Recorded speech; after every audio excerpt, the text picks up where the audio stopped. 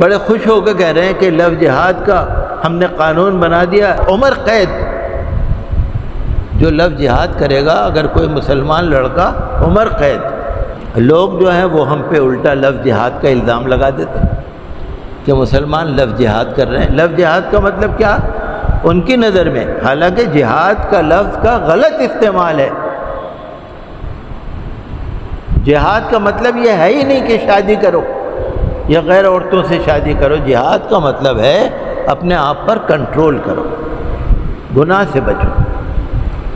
اب آپ یہ سوچئے کہ کوئی مسلمان گھر یہ نہیں چاہتا کہ کوئی غیر مذہب کی لڑکی ہمارے گھر میں آئے، کوئی نہیں چاہتا، ہمارا مذہب بھی نہیں چاہتا۔ بھائی ہمارے نبی کا فرمان ہے شادی کرو دیندار لڑکی سے، جو دین کو جانتی ہو، نماز کو جانتی ہو، قرآن کو جانتی ہو، رمضان المبارک کے روزوں کو جانتی ہو، دین کو سمجھتی ہو، اس سے شادی کرو۔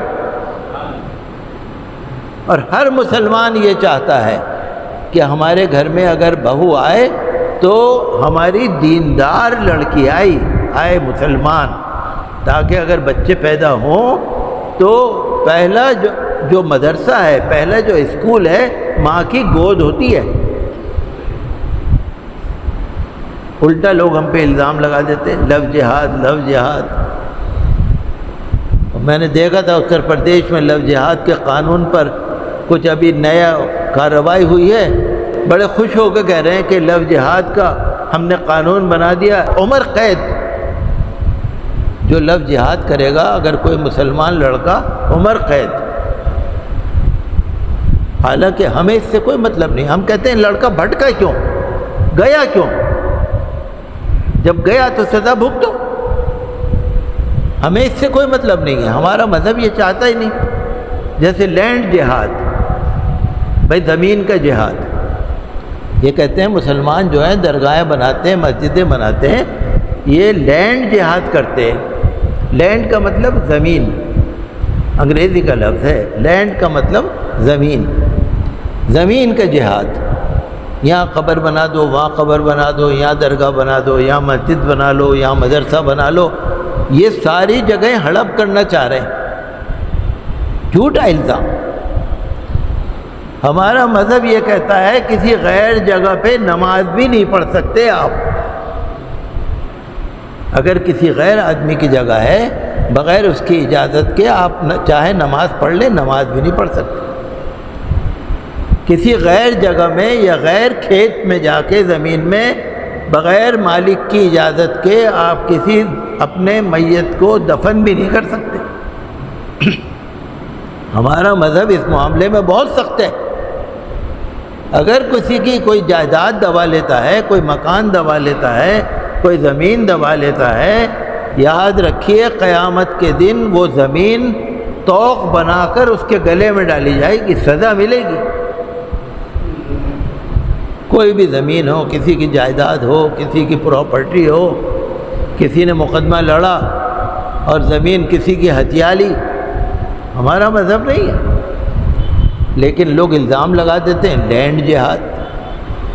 اصل میں پتہ نہیں نا ان کو، بات تو وہی ہے نا، جنہوں نے دین کو پڑھا نہیں، سیکھا نہیں، دین کو جانتے نہیں، وہ تو یہی الٹی سیدھی باتیں کریں گے۔